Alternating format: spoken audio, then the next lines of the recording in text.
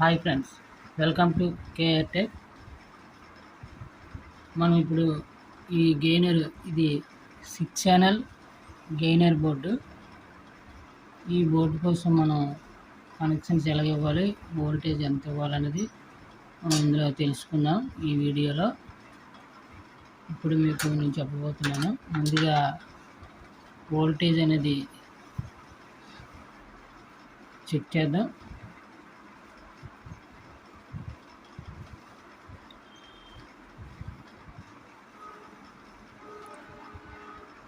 Dual supply plus, ground minus.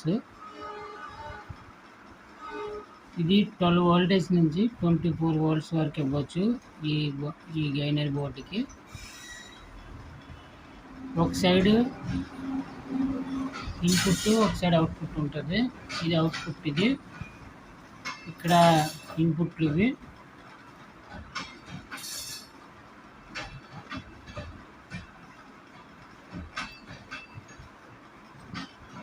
Sub, ground, centre, back side surrounding, left right ground, front side left right ground. మనకి remote kit వేసుకుంటే remote కిట్లోని output ఉంటుంది. ఈ output, దీని output తీసుకొచ్చి ఇక్కడ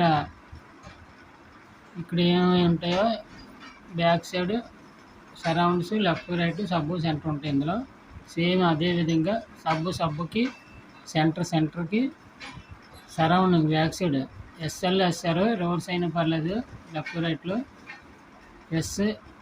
ఎస్ఎల్ఆర్కి same front light, left right కూడా అంతే. ఈ వైర్ ఆ వైర్ రివర్స్ అయినా పర్వాలేదు. ఫ్రంట్లకి, బ్యాక్ సైడ్కి, సబ్బు, సెంటర్కి అలా సేమ్ ఇవ్వాలి మనం. దీని అవుట్పుట్ తీసుకొచ్చి ఇక్కడ ఇన్పుట్ చేయాలి. ఇక్కడ ఇన్పుట్ చేసిందల్లా ఈ అవుట్పుట్ ఏమో రిమోట్ కిట్ కాబట్టి మనం డైరెక్ట్గా ఐసీ బోర్డులకి ఇవ్వాలి.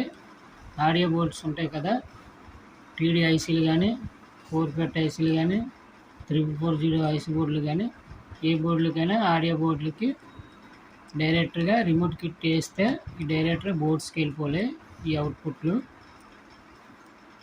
సెంటర్, సబ్బు, SR, SL, FR, FL.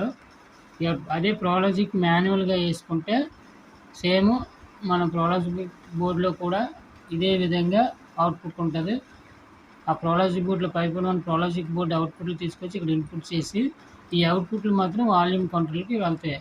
Volume control left side పిన్కి మనం ఇచ్చుకోవాలి. ఓకే ఫ్రెండ్స్, అర్థమైందని అనుకుంటున్నాను. ఈ వీడియో అయితే ఇంతే. ఈ బోర్డు అయితే చాలా బాగుంది. గెయినర్ 6 ఛానల్, సింపుల్గా చిన్నది, స్మాల్గా ఉంది. Okay friends, bye.